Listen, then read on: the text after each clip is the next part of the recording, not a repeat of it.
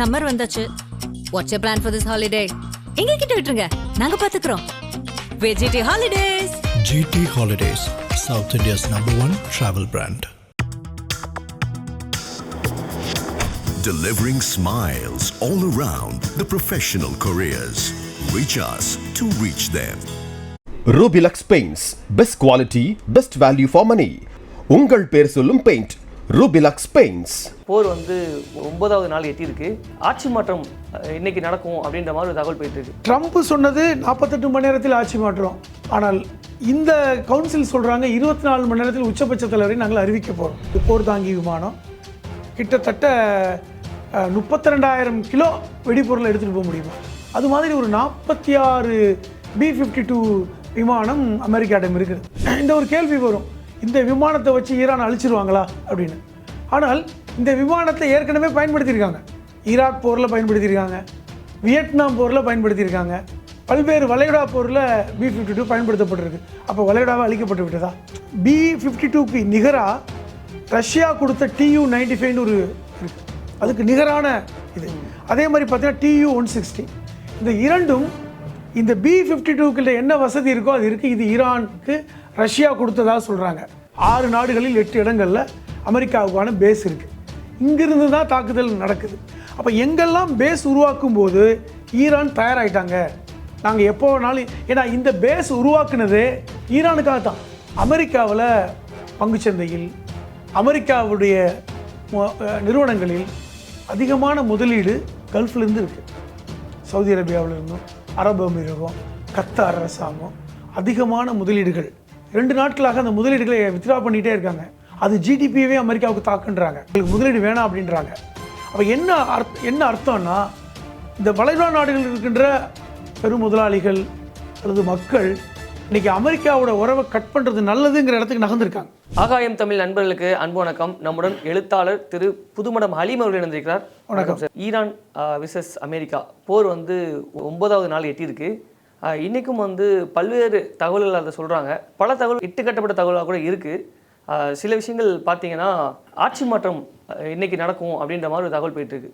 So அதுதான் இன்றைக்கான கேள்வி. 9வது நாள் நம்ம பல்வேறு செய்திகளை நம்முடைய ஊடகத்தில் பகிர்ந்துக்கிட்டே வர்றோம், அப்டேட் பண்ணிகிட்டே வர்றோம். நம்ம சொல்கிற தகவல் எதுவும் இட்டுக்கட்டு சொல்லப்படுகின்ற தகவல் இல்லை. இது வந்து நம்ம வந்து அந்த ஃபேக்ட் செக் பண்ணிட்டு தான் சொல்கிறோம். இப்போ நீங்கள் கேட்ட கேள்வியில் முக்கியமான 2 கேள்வி ஆட்சி மாற்றத்தை பற்றி கேட்குறீங்க. அமெரிக்க ஜனாதிபதி ட்ரம்ப் நேற்று பேசும்போது சொன்னார் 48 மணி நேரத்தில் ஈரானில் நாங்கள் நினைக்கின்ற ஆட்சி உருவாகிடும் அப்படின்னார். இது வந்து ட்ரம்ப் சொல்வது வந்து கனவு தான். அதாவது ரஷ்யா ஜனாதிபதி சொல்கிறார், ட்ரம்ப் வந்து சொல்கிறதெல்லாம் கனவு தான், அவர் கனவு காணட்டும், அவர் கல்லறை போகும் வரை கனவு காணட்டும்னாரு. யார்? ட்ரம்ப் கல்லறை போகும் வரை கனவு காணட்டும். இது மாதிரி தான் இதற்கு முன்பாக அமெரிக்க ஜனாதிபதிகள் இதே மாதிரி தான் கனவு கண்டு பேசினாங்க, எதுவுமே நடக்கலை அப்படிங்கிறத சொன்னார். அது மட்டும் இல்லாமல் இப்போ வருகின்ற செய்திகள் என்னென்னா, ஈரானில் 48 மணி நேரத்தில் இல்லை, 24 மணி நேரத்தில் உச்சபட்ச தலைவரை நாங்கள் அறிவிக்க இருக்கிறோம் என்கிற தகவலை சொல்லியிருக்காங்க. ஏன்னா இப்போது அயதுல்லா அலி கமேனி வந்து கொல்லப்பட்டதுக்கப்புறம் இப்போ வரைக்கும் ஒரு கிட்டத்தட்ட 8 நாட்களாக உச்சபட்ச தலைவர் அறிவிக்கப்படலை. அப்போ ஏற்கனவே என்ன சொன்னாங்க, அந்த முதல்ல வாஹிதின்னு ஒருத்தர் சொன்னாங்க, அப்புறம் பார்த்தா அவர் ஐஆர்ஜிசியுடைய தலைவராக அறிவிக்கப்பட்டார். அது ஒரு உச்சபட்ச தலைவர் தான். ஏன்னா உங்களுக்கு வந்து ரஷ்யா விடமிருந்து ஆயுதங்களை பெறக்கூடிய அந்த பவர்ஃபுல்லான ஹேண்டு பார்த்திங்கன்னா ஐஆர்ஜிசியில் இருக்கவங்க தான். அதான் ஈரான் புரட்சிகர படைன்னு சொல்லுவாங்க தமிழில். அந்த புரட்சிகர படைக்கு தலைவராகத்தான் அந்த வாஹிதியை நியமித்தாங்க. அதுவுமே மிக உயர்ந்த பொறுப்பு தான். ஆனால் அதாவது அயதுல்லா அலி கமேனிக்கு பதிலாக ஒருத்தரை வந்து நியமிக்கவே இல்லை. ஏன்னா என்ன காரணம்னா, அது பாதுகாப்பு காரணம்னாங்க. காரணம், இப்போ நம்ம ஒருத்தரை நியமிச்சிட்டோம்னா அவரை வந்து அச்சுறுத்தலோடு பார்க்கணும், 2வது அமெரிக்கா அவரை குறி வைக்கும். அதனால் என்ன பண்ணாங்கன்னா, ஒரு 8 பேர் கொண்ட கவுன்சில் தான் வந்து ஆட்சி பண்ணிக்கிட்டே இருக்காங்க. குறிப்பாக சொல்லப்போனால் இந்த அலி லரிஜானி அப்படிங்கிற ஒருத்தர், இவர் வந்து அந்த கவுன்சிலோட செக்ரட்டரி. சுப்ரீம் கவுன்சில் அப்படின்னு இருக்குல்ல, அந்த 8 பேர், அதாவது 88 பேர் கொண்ட கவுன்சில் இருக்குது. ஆனால் சுப்ரீம் கவுன்சில் சொல்லக்கூடிய 8 பேர். இந்த அலி லரிஜானி இவர் தான் மாஸ்டர் மைண்டு சொல்லுவாங்க, கிட்டத்தட்ட இந்த போருக்கான மாஸ்டர் மைண்டு அவர் தான் அப்படின்னு. அதே மாதிரி அலி ரஸா அராஃபி இவர் தான் அடுத்த தலைவராக வருவார் அப்படின்னு சொல்கிறாங்க. இந்த அலி ரஸா அராஃபி வந்து மதகுரு. பொதுவாக வந்து ஈரானில் வந்து ஒரு சுப்ரீம் லீடராக வந்து இருப்பவரும் மதகுருவாகவும் இருப்பார். இப்போ கடந்த 40 வருஷமாக அப்படி தான் பார்க்குறோம். அதுக்கு முன்னாடி இருந்த கொமேனியாக இருக்கட்டும், இப்போ வந்து அயதுல்லா அலி கமேனியாக இருக்கட்டும், இவங்கெல்லாம் மதகுரு தான். அப்போ அதன் அடிப்படையில் வந்து அலி ரஸா அராஃபி வந்து அடிப்படையில் ஒரு ஷியா மதகுரு. ஸோ அவரை கொண்டு வருவாங்கன்னு எதிர்பார்த்தாங்க, ஆனால் இன்னும் அறிவிக்கப்படலை. ஆனால் முக்கியமாக யாரை அவங்க முன்னிறுத்துறாங்கன்னா முஸ்தஃபா அலி கமேனியை. அவர் வந்து இந்த அயதுல்லா அலி கமேனியுடைய மகன், 56 வயசு தான். இன்னும் தீவிரமான அரசியலுக்கு வராமலே அவரை அறிவிக்கிறாங்க. அடுத்த நபர் பார்த்தீங்கன்னா இப்போ இருக்கின்ற மசூத் பெஸிகியான், அவர் தான் ஜனாதிபதி. இன்னும் சொல்லப்போனால் அப்பாசி அராக்கி வெளியுறவு அமைச்சர். இவர்கள் எல்லோருமே அந்த கவுன்சிலில் இருக்காங்க. இப்போ இவங்கெல்லாம் சேர்ந்து தான் வந்து இன்றைக்கி ஈரானை ஆட்சி பண்ணுறாங்க. இப்போது ட்ரம்ப் சொன்னது 48 மணி நேரத்தில் ஆட்சி மாற்றோம், ஆனால் இந்த கவுன்சில் சொல்கிறாங்க 24 மணி நேரத்தில் உச்சபட்ச தலைவரை நாங்கள் அறிவிக்க போகிறோம். இது ஒரு பக்கம். நேற்று இஸ்ரேலுடைய பிரதமர் பெஞ்சமின் நெதன்யாகுடைய நேரடி ஸ்போக்ஸ் பர்சன், அதாவது இவர் சொன்னால் அவர் சொன்னது மாதிரி தான், அவர் பேர் வந்து டேவிட் மென்சர். நேற்று நம்ம டைம்ஸ் நவுக்கு பேட்டியே கொடுத்தார். இந்தியாவுடைய ஊடகமான டைம்ஸ் நவுக்கு அவருடைய பேட்டி ஒளிபரப்பாச்சு. இந்த டேவிட் மென்சர் பெஞ்சமின் நெதன்யாகுடைய அப்படி காப்பி தான். அவர் என்ன பேசுகிறாருன்னா, நேற்று சொன்ன செய்திகள்லாம் அதிர்ச்சிகரமான செய்தி. முதல் கேள்வி கேட்குறாங்க, இப்போ நீங்கள் வந்து இந்த தாக்குதலை எப்படி பார்க்குறீங்க? சிவிலியன்ஸ் கொல்லப்படுறாங்க, சிறார்கள் கொல்லப்படுறாங்க, அதே மாதிரி பார்த்திங்கன்னா அந்த போர் எத்திக் மீறப்படுது. இன்னும் சொல்லப்போனால் இந்தியாவுடைய எல்லையில் ஈரான் கப்பல் தாக்கப்பட்டது என்பது கூட சர்வதேச விதிக்கு மீறிய செயல். காரணம், அவங்கெல்லாம் வந்து ஒரு விருந்தினராக இந்தியாவுக்கு வந்துட்டு போனவங்கள தாக்கியிருக்கீங்க அப்படிங்கிற அடுக்கடுக்கான கேள்வியை அந்த பத்திரிகையாளர் கேட்குறார்.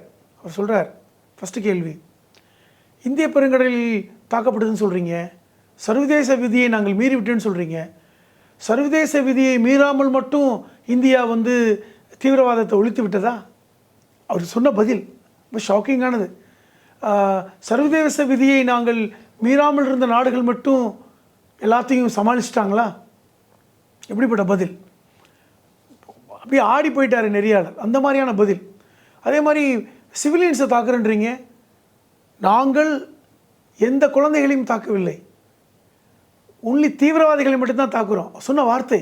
அப்போ ஈரான் அரசாங்கம் தீவிரவாதிகள் அப்படிங்கிற பாயிண்ட் அவுட் பண்ணுறாரு. நாங்கள் we are attacking terrorist, they are attacking civilians, அவர்கள் தான் குழந்தைகளை கொள்கிறாங்க. அப்போ அதே பத்திரிகையாளர் இந்த கேள்வி கேட்கல. 20 பள்ளிக்கூடங்களை நீங்கள் தாக்குதல் நடத்துனீங்களே, 400க்கும் மேற்பட்ட குழந்தைகள் கொல்லப்பட்டாங்களே அப்படிங்கிற கேள்வி இவரும் கேட்கல, அவரும் பதில் சொல்லலை. ஆனால் என்ன சொல்ல வர்றாங்கன்னா, நாங்கள் we are in good people, நாங்கள் சரியாக பண்ணுறோம், தே ஆர் பேட் பீப்புள் அப்படிங்கிற மாதிரி வர்றாங்க. இதே வார்த்தையை ட்ரம்ப் பயன்படுத்தினார் நேற்று. தே ஆர் பேட், அவர்கள் வந்து கெட்டவர்கள்.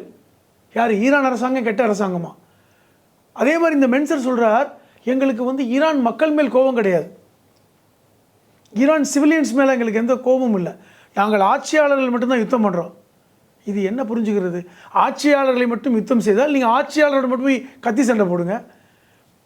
1000க்கும் மேற்பட்ட சிவிலியன்ஸ் கொல்லப்பட்டிருக்காங்களே, பள்ளிக்கூடங்கள் நொறுக்கப்பட்டிருக்க, மருத்துவமனைகள் இடிக்கப்பட்டிருக்க மூலமாக 22 பள்ளிக்கூடங்கள். அப்போ வந்து எந்த அளவுக்கு வந்து பொய்ய சொல்கிறாங்க அப்படிங்கிறது. இன்னொரு முக்கியமான கேள்வி நீங்கள் கேட்டீங்க. என்ன கேட்டீங்க? வருகின்ற செய்திகளும் வீடியோக்களும் உண்மையா, இந்த தகவல் சரியானது தானா அப்படிங்கிற கேள்வியை திருப்பி கேட்டீங்க.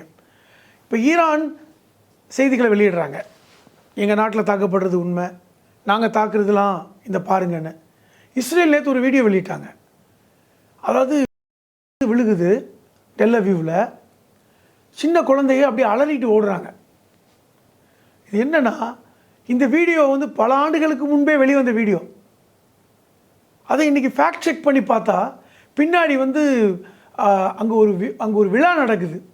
அதான் வருடம் வந்து இஸ்ரேலுடைய அந்த விழா நடக்கும், மத விழா. அப்போ வந்து அந்த வெடிகள் வந்து வெடிப்பாங்கல்ல, அதை பார்த்து அந்த குழந்தை ஓடி வரதை இவங்க எடுத்துக்கிட்டு என்ன பண்ணுறாங்கன்னா மார்பிங் பண்ணி ஏயில் ஏதாவது பண்ணி இப்போ வந்து அதை வந்து என்ன தாக்குதல் பண்ணி இந்த குழந்தை ஓடுற மாதிரி காமிக்கிறாங்க. அப்போ எப்படிப்பட்ட ஒரு மோசமான ஒரு செயலை செய்கிறாங்க. இது இப்படித்தான வீடியோக்களை ஏன் வெளியிடுறாங்கன்னா, இஸ்ரேலுக்குள் என்ன நடக்குது அப்படிங்கிறத இஸ்ரேல் சொன்னால் மட்டும்தான் நமக்கு தெரியும். எந்த ஊடகவியலாளரும் அனுமதி இல்லை, எந்த பத்திரிகையாளரும் அங்கே அனுமதி இல்லை, யாருமே வந்து உள்ளே போக முடியாது. அப்போ என்ன நடக்குது? ஈரான் அரசு சொல்லுது, நாங்கள் தொடர்ச்சியாக எங்களுடைய வந்து விமானங்கள் ஏவுகணை மூலமாக தாக்குதல் நடத்திக்கிட்டே இருக்கோம், பல்வேறு கட்டடங்கள் இடிபாடுகளுக்கு இருக்குன்னு. சிலர் வந்து எடுத்தது வருது வெளியே, பட் பெரும்பாலான வீடியோக்கள் வந்து அது அரசு வெளியிடுற வீடியோ மட்டும்தான் வெளியே வருது.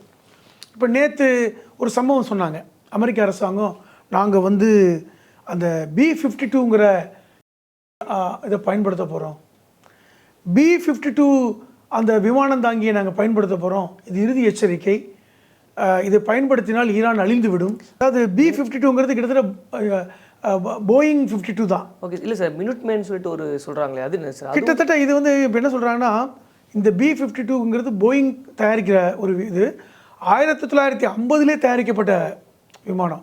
இப்போ இந்த இரண்டாம் உலகப் போருக்கு பின்பு அமெரிக்கா தான் பெரிய வல்லரசு அப்படின்ட்டு தன்னை வந்து வளர்த்து எடுத்தாங்கல்ல, அப்பொழுது கண்டுபிடிக்கப்பட்ட இந்த விமானம் B-52.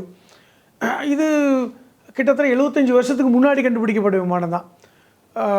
இன்னும் ஒரு உதாரணமாக சொல்லப்போனால் அகலம் ஒரு 162 அடின்னு சொல்கிறாங்க, உயரம் ஒரு 40 அடிக்கு மேலே, 80 டன் உள்ள விமானம்.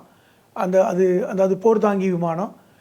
கிட்டத்தட்ட 32,000 கிலோ வெடிபொருளை எடுத்துகிட்டு போக முடியுமா. அது மாதிரி ஒரு 46 B-52 விமானம் அமெரிக்காவிடம் இருக்குது. இந்த ஒரு கேள்வி வரும், இந்த விமானத்தை வச்சு ஈரான் அழிச்சிருவாங்களா அப்படின்னு.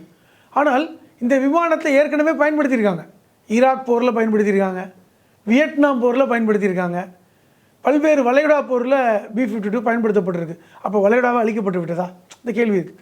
அப்போ இதுக்கு நிகராக வந்து ஈரான்கிட்ட வெப்பன்ஸ் இருக்கான்னு கேட்டால் இருக்குது. உதாரணம் சொல்லப்போனால் இப்போ வந்து B-52க்கு நிகராக ரஷ்யா கொடுத்த Tu-95ன்னு ஒரு இருக்குது, அதுக்கு நிகரான இது. அதே மாதிரி பார்த்தீங்கன்னா Tu-160. இந்த இரண்டும் இந்த B-52க்குள்ள என்ன வசதி இருக்கோ அது இருக்குது. இது ஈரானுக்கு ரஷ்யா கொடுத்ததாக சொல்கிறாங்க ஒன்று. இரண்டாவது Su-35ங்கிற அந்த ஃப்ளாங்கர் ஃப்ளைட்டு. இந்த Su-30 ஃப்ளாங்கர் ஃப்ளைட்டுங்கிறது இட்ஸ் அ ஃபைட்டிங் ஃப்ளைட் தான். இது நிறைய ரஷ்யா கொடுத்துருக்கு. அதை விட S-400ங்கிற விமானம் தாங்கி இதை கொடுத்துருக்காங்க.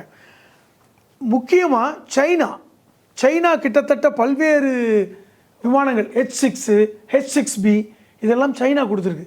அப்போ அமெரிக்கா வந்து ட்ரம்ப் மிரட்டுற மாதிரி நாங்கள் B-52 பயன்படுத்தினா அழிஞ்சு போயிடும்னா, அதற்கு நிகரான இந்த விமானங்கள் ஈரானிடம் இருக்கிறது. இது ஒன்று. இப்போ இன்னொன்று, நாங்கள் தரை வழியாக தாக்க போகிறோம்னு சொல்லி இப்போ அறிவிச்சிருக்காங்க, தரை வழியாக தாக்க போகிறோம். இப்போ தரை வழியாக தாக்க போகிறீங்கன்னா எங்கேருந்து தாக்குவீங்க அப்படிங்கிற கேள்வி. இரண்டே வாய்ப்பு தான், ஒன்று குவைத் வழியாக தாக்கணும், இல்லைன்னா ஈராக் வழியாக தாக்கணும். குவைத் வழியாக தாக்குறதுக்கு வாய்ப்பு குறைவு. ஈராக்கு தான் வந்து ஈரான் எல்லை பரப்பை அதிகமாக கிட்டத்தட்ட 2000 கிலோமீட்டர் எல்லை வச்சுருக்காங்க ஈராக். இன்றைக்கி ஈராக் வந்து அமெரிக்காவுடைய கைப்பாவை தான். சதாம் ஹுசேன் கொல்லப்பட்ட பிறகு முழுமையாக ஈராக்கு இன்றைக்கி கைப்பாவை.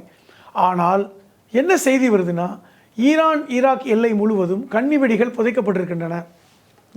எப்படி உள்ள வருவீங்க? கன்னி வெடிகள் புதைக்கப்பட்டிருக்கு, கடலிலும் கன்னி வெடி இருக்குது. அப்போ இந்த கன்னி வெடியை யார் ஆப்ரேட் பண்ணுறாங்கன்னா ஈரான் ஆப்ரேட் பண்ணுது. இப்போ நீங்கள் இந்த போரை நினச்சிக்கிட்டு இருக்கீங்க என்னமோ நேற்று ஒரு வாரத்தில் திட்டமிட்டு நடத்தப்பட்ட போர் இல்லை. ஈரான் அரசாங்கம் சொல்கிறத பார்த்தா கடந்த 20 வருடங்களுக்கு மேலாக ஈரான் இந்த போரை எதிர்பார்த்து காத்திருக்கிற போர் தான் அது. என்றைக்கு வேணாலும் அவங்க என்ன சொல்கிறாங்கன்னா, இப்போ இந்த அப்பாஸ் யாராக்கி சொன்ன ஸ்டேட்மெண்ட் நம்ம பார்த்தோம்னா, எப்பெல்லாம் இந்த வளைகுடா நாடுகளில் அமெரிக்காவுக்கான இடத்த உருவாக்குனாங்களோ, இப்போ நீங்கள் யுத்தம் நடக்கிறதுன்னு அமெரிக்காவிலேருந்து நேரடியாக தாக்குறாங்க இல்லை.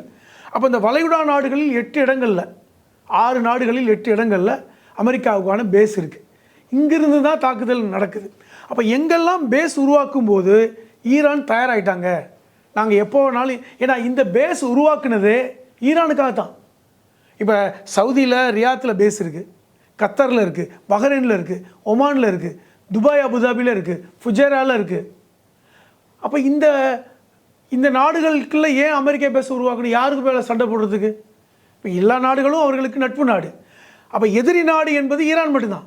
அப்போ ஈரானோடு நாளைக்கு சண்டை வரும் அப்படின்னு நம்பித்தான் அமெரிக்கா இந்த பேஸை உருவாக்கியிருக்காங்க. இப்போ இன்றைக்கி ஈரானுடைய வெளியுறவுத்துறை சொன்ன செய்தி என்னென்னா, நாங்கள் வந்து வளைகுடா நாடுகளோடு சண்டை போட்டது வருத்தம், அதுக்காக மன்னிப்பு கேட்டுக்கிறோம். ஆனால் ஒரு விஷயத்தை நீங்கள் செய்யணும், என்னென்னா இந்த பேஸை பூரா காலி பண்ணிவிடுங்க, ஹாப்பியாக இருங்க. அவங்க சொல்கிறது அமெரிக்காவுக்கான அந்த இடத்த ஆளை காலி பண்ணிவிட்டு அவங்கள வெளியே அனுப்பிச்சிடுங்க, நாங்கள் உங்களை டிஸ்டர்ப் பண்ண மாட்டோம். இந்த சண்டையை நீங்கள் வேடிக்கை பார்த்தா போதும், உங்களுக்கு எந்த விதத்துலையும் பிரச்சனை இல்லை. ஆனால் அவர்கள் நீங்கள் அங்கேருந்து தாக்க அனுமதித்தால் நாங்கள் திருப்பி தாக்க வேண்டிய தேவை வரும். எங்களுக்கு வளைகுடா நாடு சகோதரர்களோடு சண்டை போட விருப்பம் இல்லை சொன்ன ஸ்டேட்மெண்ட். அவர்களோடு சண்டை போட எங்களுக்கு விருப்பம் இல்லை, நாங்கள் சண்டை போட நினைக்கல. ஆனால் அங்கேருந்து ஏவுகணை வரும்போது நாங்கள் திருப்பி தாக்கக்கூடிய சூழலுக்கு வர்றோம். அதனால் இன்றைக்கி வளைகுடா நாடுகள் அதை உணர்ந்துட்டாங்க. இப்போ வளைகுடா நாடுகளிலிருந்து வருகின்ற செய்திகள், சவுதி அரேபியாவில் இருக்கின்ற பல்வேறு அரசியல் ஆளுமைகள், முன்னாள் அமைச்சர்கள்லாம் என்ன பேசுகிறாங்கன்னா, நம்ம இடம் கொடுத்தது தப்பு தான், நம்ம பாதுகாப்புக்கு தான் அமெரிக்கா வருதுன்னு நினச்சோம், இல்லை ஈரானை தாக்கத்தான் பேச கேட்டிருக்காங்கிறது இப்போ தான் எங்களுக்கு தெரியுது அப்போ அப்படின்னு சொல்லியிருக்காங்க. இப்போ இன்றைக்கும் அந்த கருத்தை தான் இன்றைக்கி வலியுறுத்தி சொல்கிறாங்க. நாங்கள் ஏற்கனவே தாக்குனதுக்காக மன்னிப்பே கேட்குறோம். அடிப்படையில் ஈரான் அவ்வளோ சீக்கிரம் மன்னிப்பு கேட்க மாட்டாங்க, ஏன்னா அமெரிக்காவோட நாங்கள் என்றைக்கும் மன்னிப்பு கேட்க தயாராகலைன்ட்டாங்க. அப்போ நாங்கள் அரபு நாடுகளோட மன்னிப்பு கேட்குறோம், ஆனால் அங்கேருந்து எங்களுக்கு எந்த ஏவுகணையும் வரக்கூடாது, அவ்வளோதான் சொல்லி அது இருந்தால் போதுமானது அப்படிங்கிறத நீ சொல்லியிருக்காங்க. இப்போ இது முக்கியமான தகவலாக நம்ம பார்க்கணும். அடுத்து இன்னொன்று, நம்ம ஏற்கனவே பேசுகிற மாதிரி தான், அவர்கள் இந்தியாவோடும் சண்டை போடவோ இந்தியாவோடும் முரண்டு போடவோ விரும்பலை. அவர்கள் என்ன சொல்கிறாங்கன்னா, நாங்கள் எப்பொழுதும் இந்தியாவோடு நட்போடு இருக்கதை நினைக்கிறோம், அதனால தான் நாங்கள் ஹார்மோஸில் இந்திய கப்பல்களை விடுவிக்க நினைக்கிறோம். இன்றைக்கி 3 கோடி பேரல் எண்ணெய் ஈரானுடைய கடலில் மிதக்கிறது அந்த பேரல். அதில் பார்த்தீங்கன்னா 1.6 கோடி பேரல் இந்தியாவுக்கு சொந்தமானது. அதை தாராளமாக இந்திய அரசாங்கம் எடுத்துக்கட்டுன்றாங்க.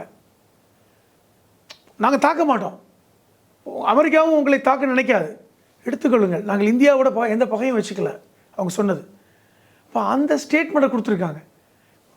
இப்போ இன்றைக்கி பாருங்களேன், நம்ம நினச்சோம் கச்சா விலை ஏறாது அப்படின்னு, அப்படி கிடையாது. இன்றைக்கி இன்னொரு விஷயம் சொல்லிட்டு அதை சொல்கிறேன்.